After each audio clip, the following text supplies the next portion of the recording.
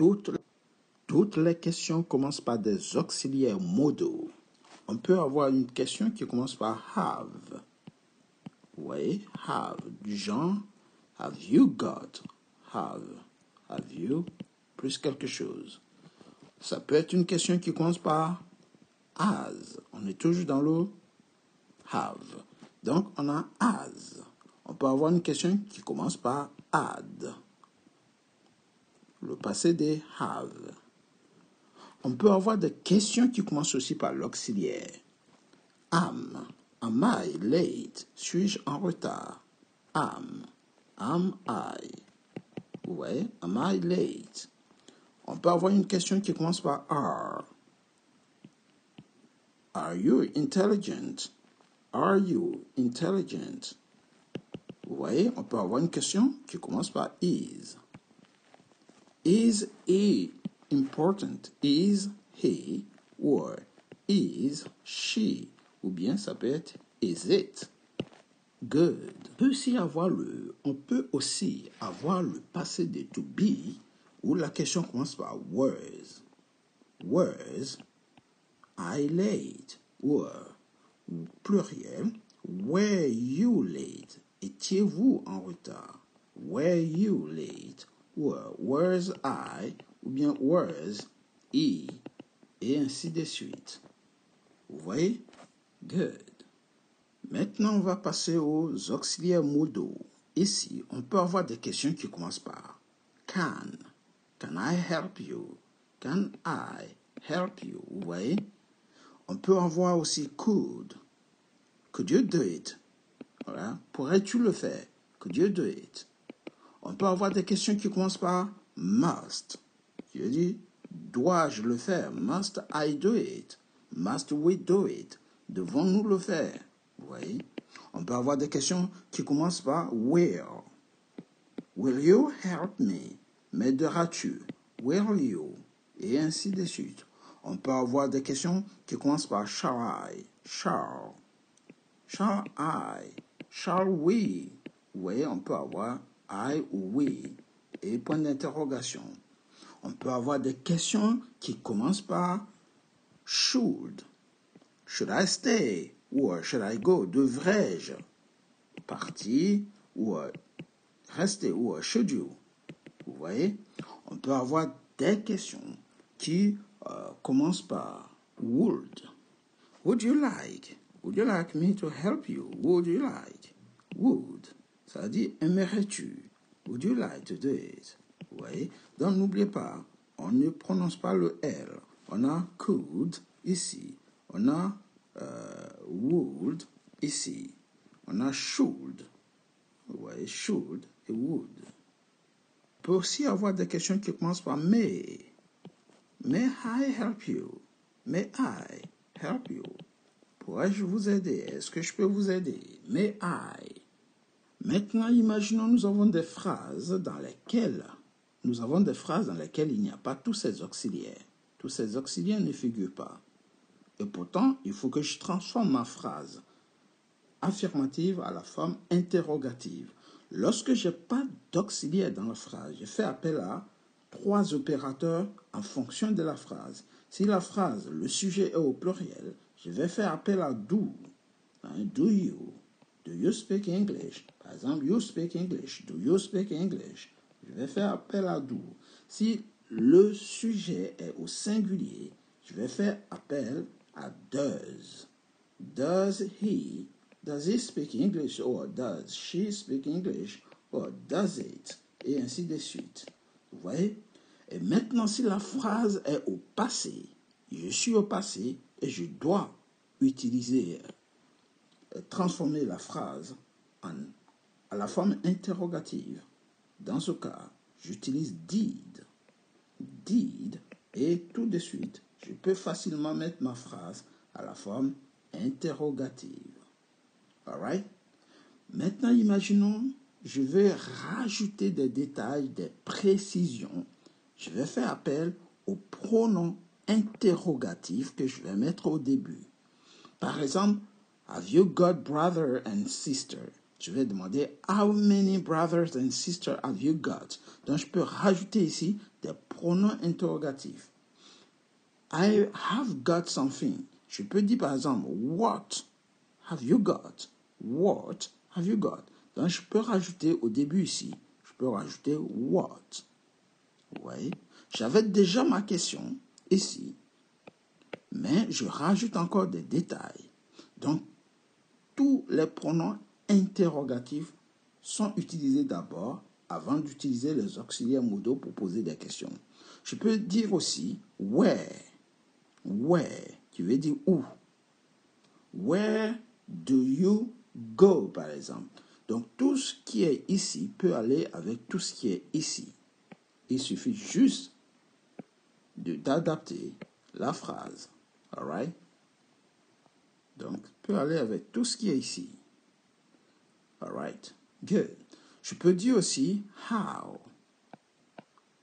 How do you go? Comment vas-tu? How. Je peux dire aussi who. Qui. Who has got a motorbike? Qui a une moto? Who? All right? Who am I? Qui suis-je? Who am I? Who are you? Qui es-tu? How are you? Je peux rajouter par exemple why. Pourquoi? Why do you speak English? Why do you? Why does he? Why can I? Why where's he? Je peux mettre tout ce que je veux comme pronom interrogatif. Which? Pour le choix, lequel? Which do you prefer? Lequel tu préfères? Ainsi de suite. All right? Je peux dire par exemple when. Quand. When do you go? Quand est-ce que tu pars? When can you help me? When could you? Et ainsi de suite. When must we? Je peux continuer en demandant l'âge, par exemple. How old? Quel âge? How old? How old are you? How much? How much, ça veut dire, je vais demander le prix. How much does it cost? Combien ça coûte? How much? Je peux dire combien vous êtes dans votre famille. How many? How many? Pour connaître la quantité. How many brothers and sisters have you got? How many do you? Et ainsi de suite. Je cherche le propriétaire d'un objet, je peux dire whose. Whose is this bag? À qui appartient ce sac? Et ainsi de suite. Donc ça, c'est pour donner quelques exemples de la façon dont on peut poser des questions. Les questions commencent toujours par des pronoms interrogatifs, mais s'il n'y a pas de pronoms interrogatifs, il faut toujours remplacer ou mettre d'abord les auxiliaires ou les modaux avant de mettre les sujets qui sont ici. Voici quelques exemples de phrases qu'on va transformer à la forme interrogative. Donc ici, nous avons des phrases types. On prend la première phrase. Ici, you are splendid. Donc ici, le mot qui va nous permettre de poser une question, c'est are. Donc on met ici, c'est un auxiliaire, are. Et on le retire ici. Donc ça va donner en question, are you splendid? Donc si je dois transformer cette phrase à la forme interrogative, le are, je le retire. Et ici, il est ici le are. Dans la liste, nous avons dans notre liste le are qui est ici. Tout simplement. Il est là. Are you splendid? Es-tu splendide? All right? Good. Donc n'oubliez pas, lorsque vous repérez les auxiliaires, ici, il faut le retirer pour le mettre en début des phrases pour que la phrase devienne une forme interrogative. On prend un deuxième exemple. John is late. John est en retard. Ici, le is, il faut le retirer, le mettre ici. Et le retirer ici. Et tout simplement, ça va donner is John late? Is John late? Vous voyez? Et je mets point d'interrogation, j'ai ma forme interrogative. I am late. Le am, je mets ça ici. Et ça va donner am I late? Am I late? I late? Am I late? Suis-je en retard? Je ne sais pas à quelle heure commencer la réunion. Je suis à l'heure ou en retard. They were satisfied. Donc j'ai mon were qui est ici. C'est un auxiliaire. Je le remets dans la colonne d'auxiliaire. Je le retire. En question, ça va tout simplement donner were they satisfied? Were they satisfied? Alright? Faites attention, là j'arrive ici, il n'y a plus d'auxiliaire. Donc, comme il n'y a pas d'auxiliaire, le verbe doit, cette phrase, pour la transformer en la forme interrogative, ici, il faut que je fasse appel à un opérateur. Et ici, nous avons les opérateurs ici. Et les opérateurs qui sont ici interviennent que si la phrase n'a pas d'auxiliaire ici, n'a pas d'auxiliaire modal. Love n'est pas un auxiliaire modal. Donc ici, love est à quel temps? Au présent. Le sujet, c'est they. Donc ici, je vais mettre ici, tout simplement, en début de phrase, do. Je fais appel à un auxiliaire. Do they love chocolate? Do they love chocolate? Et ma phrase affirmative devient une question. Ici, pareil, je n'ai pas d'auxiliaire modal dans la phrase. Donc, je vais faire appel à toujours notre opérateur qui est ici. Seulement, le sujet est au singulier. Et à la troisième personne du singulier, on ne peut que mettre des pronoms, des sujets. Donc, ici, she, c'est troisième personne du singulier. Le do va devenir does. On ne peut plus dire do parce que do est réservé au pluriel.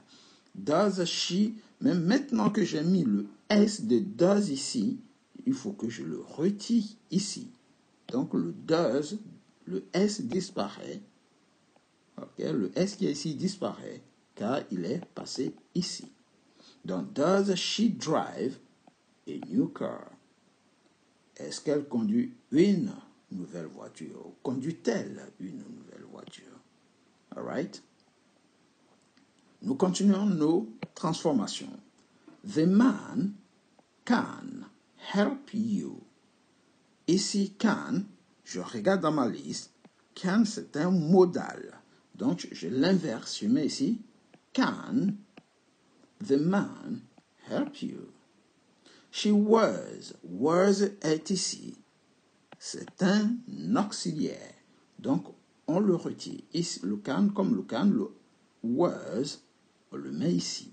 Donc, ça va donner was she fired? Était-elle, virée? She was fired. Elle était virée. Était-elle virée? He has got a new bike. Il a un nouveau vélo. Ou on peut dire une nouvelle moto, si vous voulez. Has, ici, est un auxiliaire. Donc, je retire l'auxiliaire. Je le remets dans la colonne des auxiliaires ici. Et je pose ma question. Has he got a new bike? On retire que les auxiliaires. They have got siblings. Ils ont des frères et sœurs. Donc, have, c'est un auxiliaire. Je le mets dans la colonne ici. Des auxiliaires ici. Donc, nous avons have here. Et ça va donner have they got siblings? Have they got siblings? They think carefully.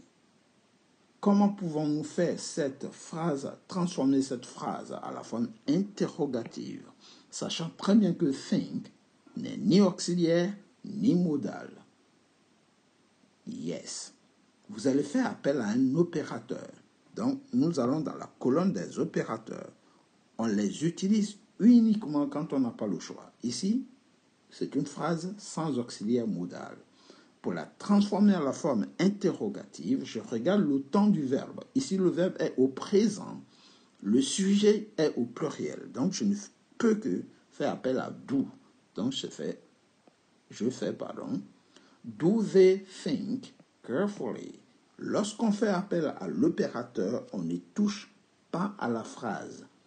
On rajoute juste l'opérateur en début de phrase et on met un point d'interrogation, la phrase devient une question. On passe à la suivante. We should listen to him. We should listen to him. Should, c'est un modal. Ça veut dire, nous devrions l'écouter. C'est un modal de conseil. Donc, comme c'est un modal, on le vit ici, on le met au début, et ça va donner should we listen to him? Should we listen to him? Mary will go there. Will, c'est un modal du futur, mais ça reste un modal. On le met ici, will. Alright, il n'est plus là. Donc, notre question, will Mary go there? Will Mary go there? Est-ce que Marie ira là-bas? We shall go or stay. Shall, c'est un modal. On l'utilise uniquement pour les premières personnes. I et we. Donc ici, ça va donner shall we. Shall we go there or stay? Et la question, ça devient une question. They would like to win. Would est un modal du conditionnel. Donc ça va donner would they like to win. Aimerait-il gagner? Mais ici, un modal. Donc, on met ici le mais, ça va donner May I help you, sir? May I help you, sir? Pourrais-je vous aider, monsieur? Est-ce que je peux vous aider? We had a big company. Nous avons eu une grosse société. Had est ici, c'est un modal, c'est le passé des have. Donc ici, ça va donner had we a big company. On vit le had ici, comme d'ailleurs les autres mots que je n'ai pas virés, mais vous avez compris la technique. They forgot everything. Forgot est au passé, c'est le prétérit de forget, oublier. Et comme c'est au passé, et que forgot, ce n'est ni auxiliaire, ni modal, mais je m'aperçois qu'il faut faire appel à un opérateur, mais lequel? Ce n'est pas un présent, c'est un prétérit. Donc il faut que je fasse appel au passé de l'opérateur qui est did. Did est valable pour does et do ici. Donc le did n'a ni singulier ni pluriel, ça reste did pour tout le monde. Donc dès que je vois un verbe qui est au passé, qui n'est ni auxiliaire ni modal, je mets did en début des phrases. Seulement il faut que je fasse attention. Il faut que le verbe change de forme. Donc forgot, il est au passé, il faut que je le mette au présent. Donc je mets ici à la place de forgot, je mets forget. Parce que comme le did est au passé, le verbe ne peut plus rester au passé. Donc did they forget everything? Est-ce qu'ils ont tout oublié? Et pour finir, must. Mais au début, c'est un auxiliaire. Must I help them? Dois-je les aider? Alright? Donc n'oubliez pas, la particularité de la transformation des phrases à la forme interrogative, c'est que lorsqu'il n'y a pas d'auxiliaire modal dans la phrase, il faut tout simplement faire appel à un opérateur. Et l'opérateur, il faut regarder le temps. Si le présent est pluriel, c'est do. Si le présent est singulier, c'est does. Mais si le verbe est au passé, il faut faire appel à did et il faut remettre le verbe à la base verbale, c'est-à-dire au présent, parce qu'on ne peut pas avoir did dans la phrase et un prétérit dans la phrase. Une fois que vous avez mis did, le verbe qui est au prétérit doit être remis au présent. Alright? C'est tout pour aujourd'hui. Si vous avez aimé, n'oubliez pas, likez la vidéo, partagez-la, mais likez pour montrer que vous aimez ce genre d'explications. À partir d'aujourd'hui, vous serez incollable sur les transformations des phrases à la forme interrogative. Take it easy, guys, and see you next time. Goodbye.